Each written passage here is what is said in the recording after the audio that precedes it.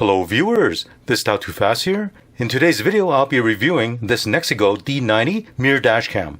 Now besides having a very large 12-inch color LCD touchscreen, this is a 2-channel dashcam, meaning it has a front camera and a rear camera. The front camera has 4K resolution and the rear camera records in Full HD. It features super night vision, a GPS antenna, and a backup camera view when you put your car in reverse. Now in this video I'll also show you how to install the optional hardwire kit so you can utilize a parking mode recording feature. There are lots to cover in this video, so let's get started.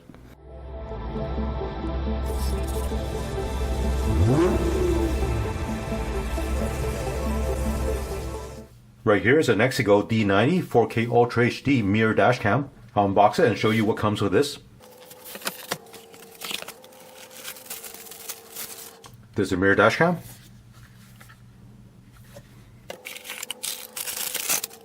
There's a rear camera with a rear camera cable. Right here is a cigarette lighter power cable. Plastic pry tool. GPS antenna. Rubber straps for installing a dashcam onto your factory mirror. Cleaning cloth. User manual. Here's a look at everything you get with this dashcam.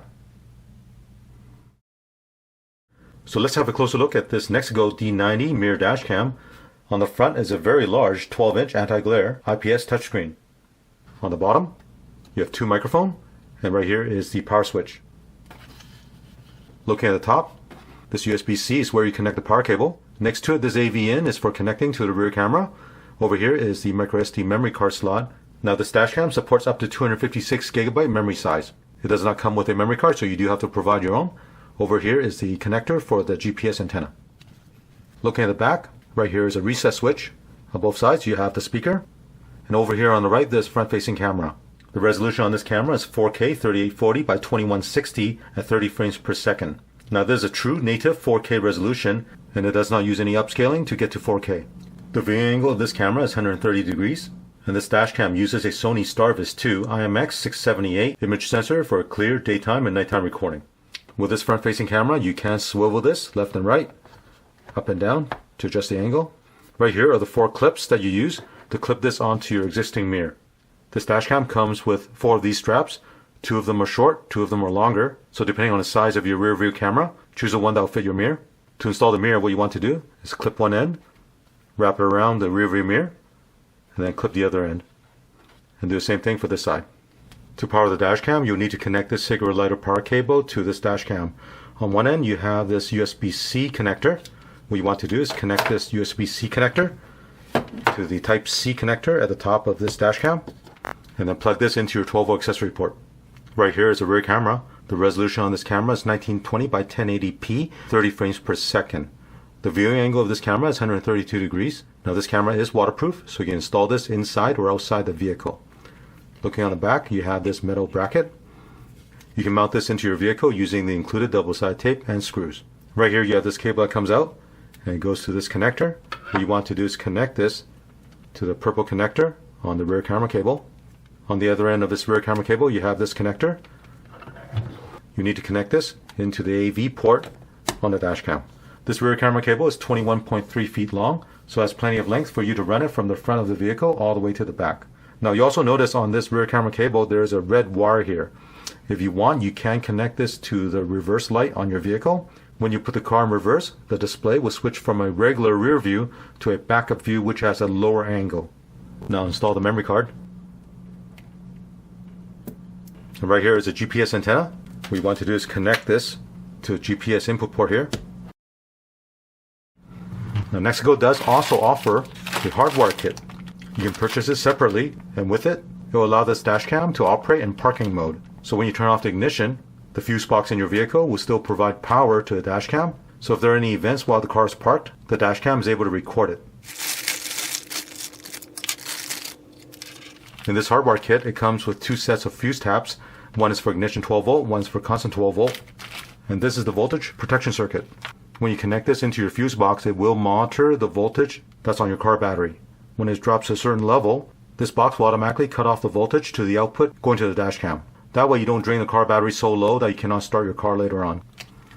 The red wire connects to the ignition 12 volt, and the yellow wire will connect to constant 12 volt.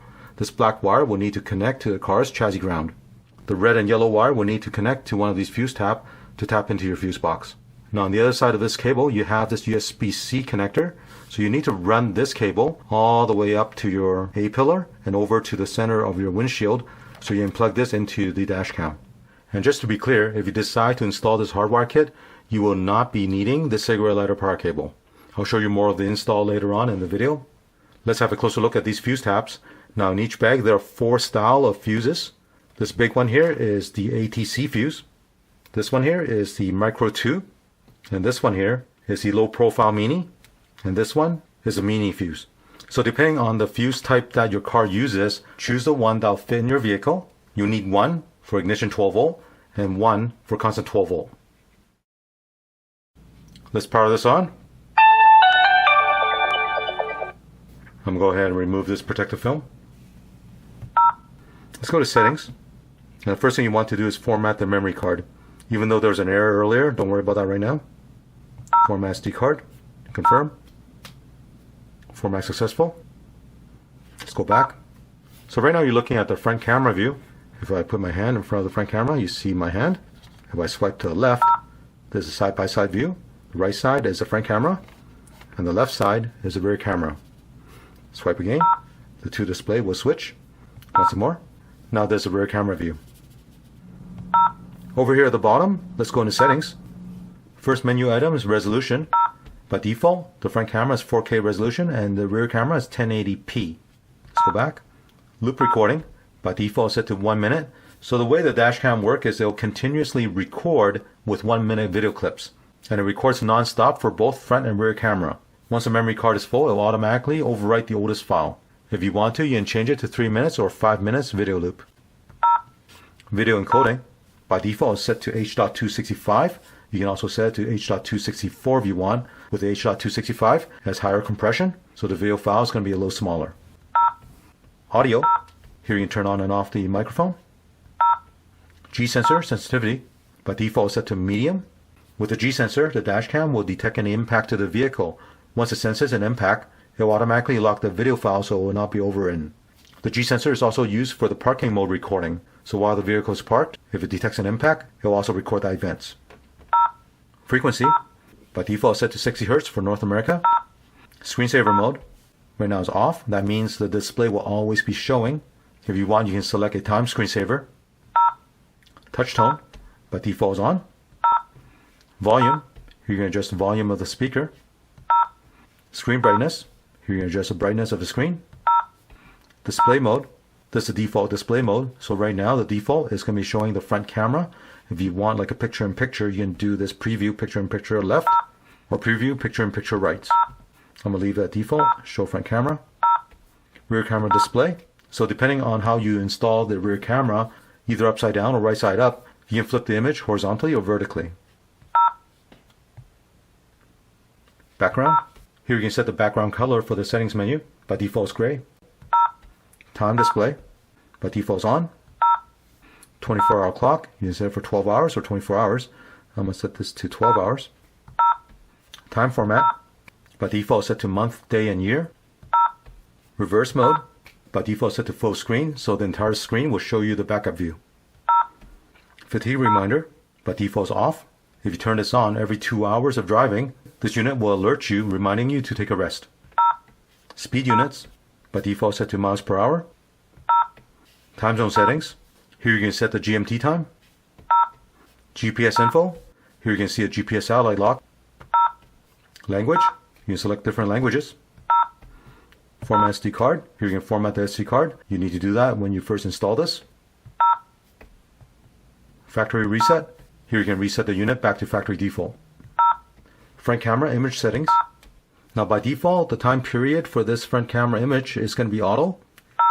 If you want, you can custom set the brightness, contrast, saturation, hue, and exposure of the video recording. I'm just going to leave this in auto. The last one is about. Here it will show you the software version of this device. When you're done, go back. And while you're driving, if you see something happening on the road, you can lock this current video clip by pressing this middle icon right here. This yellow bar tells you saving this video recording so it will not be overwritten. So this time, let's take this to the vehicle, get it installed, And I'll show you what the display looked like in the vehicle. Also show you the actual recording for both daytime and nighttime for front and rear camera. To install this mirror dash cam onto my existing mirror, I'll be using the long rubber straps that you see right here. I first hooked it onto the top hook, then place the mirror dash cam over the existing rear view mirror, and pull the strap around, and hook it to the bottom hook. Do the same thing with the other strap. Now make sure the rear view mirror is not blocking the front camera. Slide it over, and center it. Next, connect the power cable.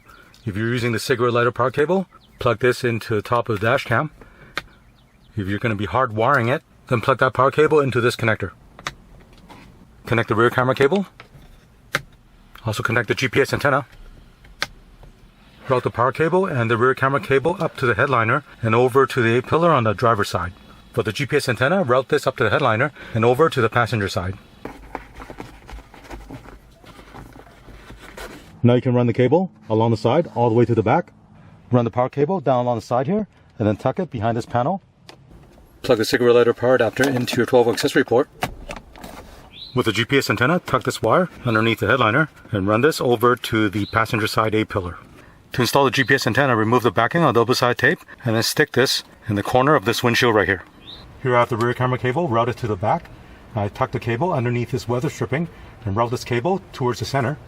Right here is the rear camera. For this installation, I'll be using a double-sided tape and sticking this directly on my back window. With a camera wire, I'm going to tuck this behind the weather stripping. I'm going to connect the two connectors together and tuck the rest of the wire behind the headliner. Now the backup light on this vehicle is located on the rear hatch right here. There's an access panel I can remove. I'll need to connect that red wire onto the positive wire of this backup lights. Here I'll install a T-tap. Connect that red wire to the T-tap. Reinstall the lights. Reinstall the cover. If you're installing the hardwire kit, the output wire will connect to the DC input of the mirror dash cam. And for the input wire, you need to connect the yellow wire to constant 12 volt in the fuse box, and the red wire to ignition 12 volt in the fuse box, and the black wire needs to connect to chassis ground in the vehicle. With the included fuse tap, find a fuse tap that will fit your vehicle, and you'll need 2 of these fuse taps. Looking at the fuse tap, there are 2 fuse slots. The fuse that's in the factory fuse box right now, you want to take that fuse out and install it in the bottom slot. This fuse at the top slot will provide power to the dash cam. So power will come in on the left side, go through the fuse, and then come out on the right side here. I'll connect one to the red wire, connect the other one to a yellow wire. Now plug this into your fuse box that will provide ignition 12 volt and constant 12 volt. Now to locate the ignition 12 volt fuse and the constant 12 volt fuse, I recommend you use a multimeter to find out which fuse will work. Then install the 2 fuse taps into your fuse box. So here I install the fuse tap for the ignition 12 volt, and this top one is a fuse tap for the constant 12 volt. Now the last connection you need to make is this ground wire. It already has a ring terminal at the end. I'll connect this to a bolt that's right behind the hood release. With everything wired up, I'll turn on the ignition, the dash cam will power on, and begin recording. Right now you're looking at the live view of the rear camera. If I swipe to the left, there's a live view of the front camera. I'll swipe again. There's a split screen with the rear camera on the left and front camera on the right. Once more, now the 2 screens are swapped. And now we're back to the rear camera view. Over here you have the compass and also the speed you're traveling at. On the right side is the clock and the dates. Now with this live view, I can swipe up and down on the left side of the screen, and you can adjust the angle of the view. If I swipe up and down on the right side, I can adjust the brightness. On that rear camera cable with that red wire connected to my backup light, when I put the car in reverse, the live view you're seeing will switch to a backup view. Now with this backup view, I can also adjust the angle. I can swipe up and down. So right here is showing a very low angle of view of what's behind the bumper. Now in the middle you have the parking guideline. By default it's set to high. You can set it to medium or low. Now right now you're looking at a widescreen view. If I select this icon right here, it will show you the full frame view in this window right here. Notice the image from bottom to the top. You're seeing everything the camera sees. Press the icon again to switch back to the widescreen view. And now I'm going to shift the car to park. Now you see the display switch back to the regular rear view. I'll switch to the front camera view. And just like the rear view, you can adjust the angle by sliding the left side up and down. Now if you install the hardwire kit like I did, you need to go into the settings and enable the parking mode recording. Tap the screen, select settings. Now select time-lapse recording right here. By default, the parking mode recording is off and it's set to collision boot recording. Now if you only want the parking mode to record when there's an impact to the vehicle, what you want to do is set the G sensor sensitivity to either low, middle, or high. So right now the parking collision boot recording is enabled. If I exit and turn off the ignition, you see the screen will say going to parking mode. I just turn on the ignition. That yellow bar you see at the bottom is telling you it's recording the event when it detected an impact by me opening and closing a door. Let's go into settings. Go back into time-lapse recording here. If you select off, now you have the option for time-lapse recording. With the time-lapse recording, you can set it to 12 hours, 24 hours, or 48 hours. I'm gonna go ahead and set it for 12 hours. Now you have the option for lapse interval, and you can select how many frames per second for the recording. So by default it's 1 frame per second. You can set it for 2 or 3 frames per second. I'm gonna leave it at 1 frame per second. Exit out. Now turn off the ignition.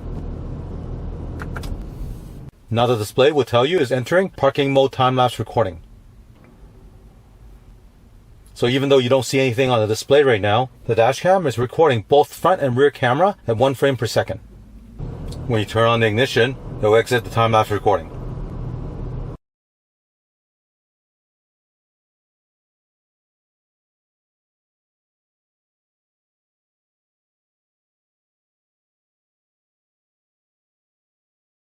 One thing I want to mention is you probably notice a bit of glare on the display. This is very normal with any mirror dash cam, because the display you're seeing is a mirror. If you press the power button at the bottom here, the display will turn off. Now the dash cam is still recording, but the LCD is turned off, and you can use this as a regular mirror. If I press the power button or tap the screen, it'll turn back on the display. So on a very sunny day, if you notice there's too much glare, you can choose to turn off the display and use it as a regular mirror. Now one benefit of having this type of LCD rear view mirror is if you have stuff in your back cargo and it's blocking your view out the back window, this LCD rear view mirror will still show you a clear view of the back. It's very helpful if you're backing out of a driveway or out of a parking space.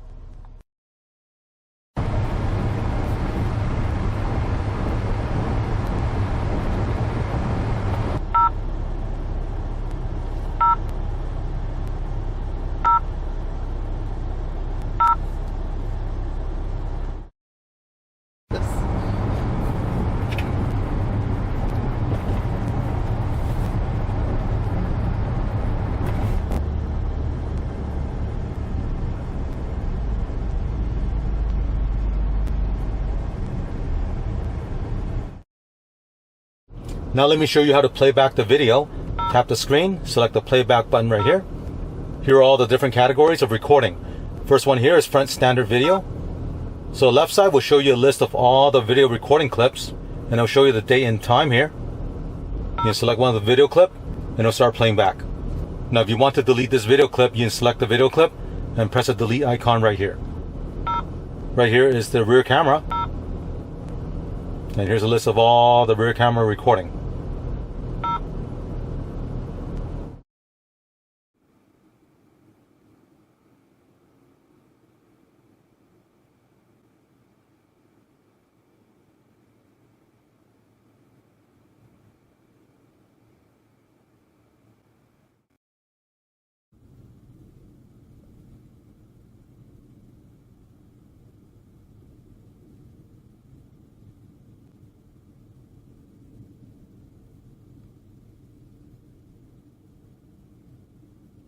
This NexiGo D90 4K mirror dash cam is a great performer. The large 12-inch screen gives you a very nice clear view of what's happening behind you and in front of you. Both daytime and nighttime video is very good, and the backup view is really helpful when you're backing up your car. Now at the time of this review, this D90 Gen 3 retailed for $300. If you want to learn more about it, check out the link below. I hope you enjoy watching this video. As always, thank you for watching. Thank you for watching this video. To support this channel, remember to click on thumbs up, subscribe to my channel, and turn on the notification bell so you get notified of new videos.